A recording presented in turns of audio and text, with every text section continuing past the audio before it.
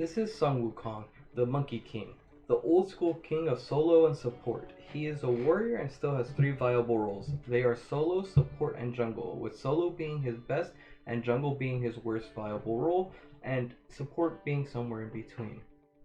In solo, he plays as a bruiser. A bruiser is a tanky character with a decent amount of damage.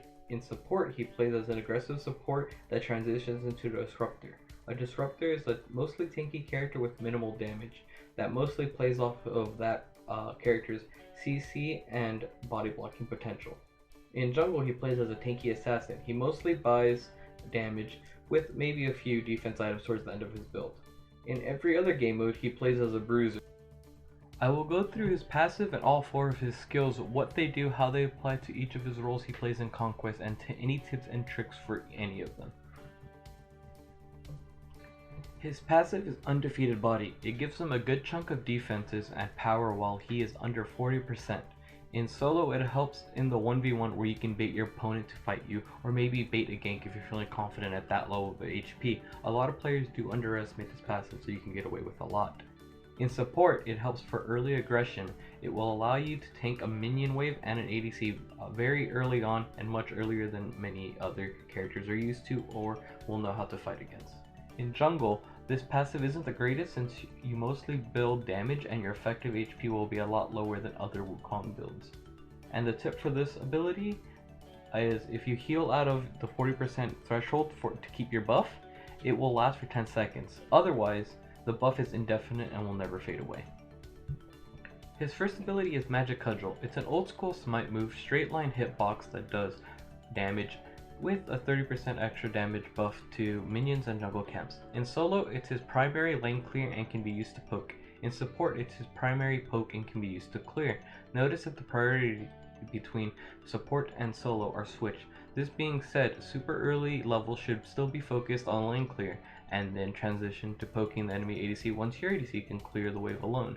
In jungle, this is your kill secure. This is what you use to kill someone once they're too far away from you to do melee damage. You can choose to level this skill as your jungle clear. Tip, you can swing this ability even after you cast it. His second ability is Master's Will. He swings his cudgel around himself, slowing opponents' movement speed and attack speed that are damaged by it.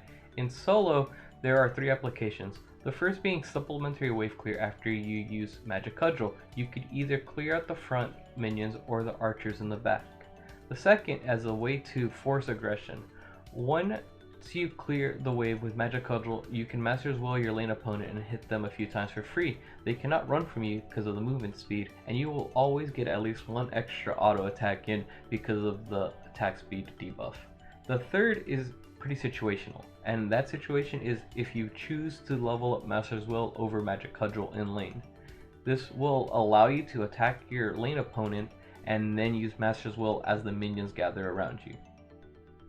In support, there are a few applications, the first being supplementary wave clear, yet again, same as in solo. The second is a way to force favorable skirmishes in lane early game, since Master's Will early game basically becomes a short stun and disarm due to the low base movement and attack speed of most characters. The third will be as peel for your team in later games. It isn't the best, but it is something and it can make a difference. In jungle, this is primarily as a way to stick to your target when you're ganking. You normally will initiate with a stun and then you will Master's Will to get in a few more auto attacks and hopefully be able to finish them off. Tip, this isn't a damage AoE. He literally swings his cudgel around him, so you can miss if you move away from your target before the cudgel actually hits them.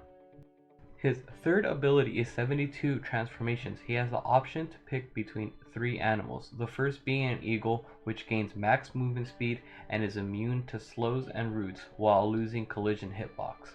The second animal being a tiger, which does a lot of damage and stuns. It is single target and hits minions sadly.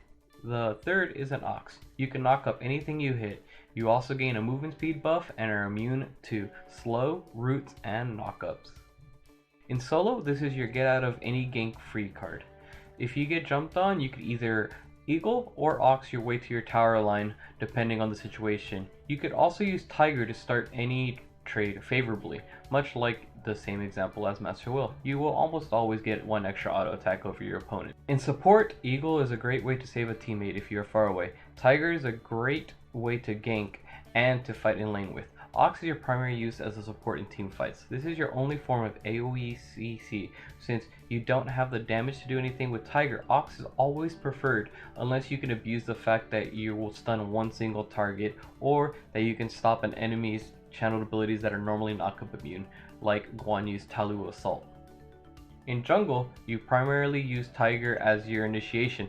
Normally you blink Tiger and go from there, using the other forms very sparingly. Tip: building movement speed does not impact Eagle, only slightly affects Ox, and Tiger makes it harder to hit because the turning radius is terrible. Ox is probably the form you want to use 90% of the time late game, unless you want to kill them off the Tiger Stun, which is only really viable off of a jungle build. You could also Ox knock up, then right click to cancel to turn around and start wailing on people. You don't have to full commit to the Ox run. Same with the Eagle. If you only need an Eagle, away for a little bit, you can just right click and you'll be good to go. You could also Eagle out of base and get refunded all the mana. His fourth ability is Somersault Cloud. He becomes CC immune for 3 seconds, but can't use anything or attack while CC immune. When he jumps into his cloud, and he will sit there for up to 5 seconds and heal 25% of his HP, then jump down and do damage. As you jump into your cloud, you create a clone that hits the closest enemy near you and gains 100% of your defensive stats and 50% of your offensive stats, but can only auto attack and instantly dies if hit by hard CC. Also, if this clone dies, you will be seen in your cloud. All roles use this ability as a get out of jail free card. A second one is on Wukong's kit. The only difference maybe is junglers might be a little bit more prone to use it as a damaging ability because it does scale very high, but most of the time this is a get out of jail free card that you will use to heal up and get out of dodge. Tip: you can cancel this move early by right clicking at the cost of healing less. You can jump over walls using this ability as well. Now onto the builds and the skill leveling order. This is probably the most generic ability level up order that you can use in any role he plays. There are some variations, such as in solo lane you might want to go Master's Will first, so you can prioritize Master's Will over Magic Cudgel. I wouldn't suggest it, but you can do it. For jungle you might want to do 72 transformations. Again, I wouldn't suggest it, but you can do it. And another thing you could do is level up Somersault Cloud. It does lower the cooldown, but I don't feel like this ult is powerful enough anymore to really merit you prioritizing it. And now for the builds. So this top one would be his solo lane build. So you would start with Warrior's Blessing and Gladiator Shield 1 and a few pots. Then Tabi or Glad Shield, depending on if you're far ahead, even, or whatever amount of gold you back with. The Void Shield is your next. A lot of damage, a lot of tankiness. Genji's Guard, excellent on a low cooldown character like Wukong. Mantle of Discord helps you get away from stuff. Is really good because you can Mantle of Discord into your ult and your CC immune for like 4 seconds. It's just crazy. And Wingblade, if you're you could sell your boots, then go into Wingblade if you would like, or a Heartseeker. You could also do a Titan's Bane over a Heartseeker, but you shouldn't be really hitting tanky characters anyway, so Heartseeker is usually my go-to, like as my last item for when I sell boots. The second one is going to be your Guardian build, which is Guardian's Blessing and usually Thebes 1, and then you usually finish your Thebes, then you buy your boots, but you could also go boots into Thebes, doesn't really matter. It's up to you. Then you go into Sob, Heartward. This is my playstyle. I always like going old school aura build, especially on a character like Sun Wukong, who if you don't go off, you kind of don't really do anything. So being a aura bot's pretty nice. Again, Mantle of Discord's pretty crazy on Sun Wukong. I really like it. Relic Dagger just to get your shell and whatever you choose your second active to be off cooldown faster, and then Mail Renewal just to cap you on CDR, and you already have plenty of protection, so it's just like the passive doesn't even matter, it's just the HP and the cooldown that you want on this. And the jungle, Assassin's Blessing tier 1 of Crusher. then you go to Tabi, then you go to Crusher. You can go into a Jotuns instead of a Crusher, since the Crusher's not going to get any value in your build later on. And then you can replace Breastplate with like a what is it, a Midgard or something along those lines.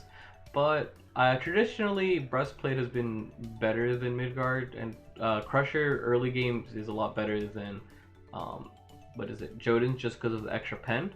But you note that you can, and the reason why we're gonna go Transcendence and we're just gonna go into Beat Stick is Beat Stick has more pen, and you do a lot of base damage with not very high scaling outside of your ult.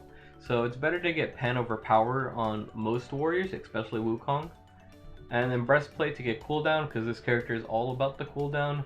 Genji's Guard, because it's probably the best magic defense item. Heartseeker again. Again, you're going after squishies. Titan's Bane if you actually want to try to kill some tanks, which I don't know why you're trying to kill tanks as Wukong. And that's my video. So now I'm just going to talk off script for a little bit and just let you guys know this is my first video I've done with actual editing and scenes and you know, a little bit more effort. So anything that you guys could suggest, like gods, maybe like different format, up to you guys. Just anything that you think would make this more viewable. I'm all ears and would be happy to hear it. Well, anyways, have a good day, guys.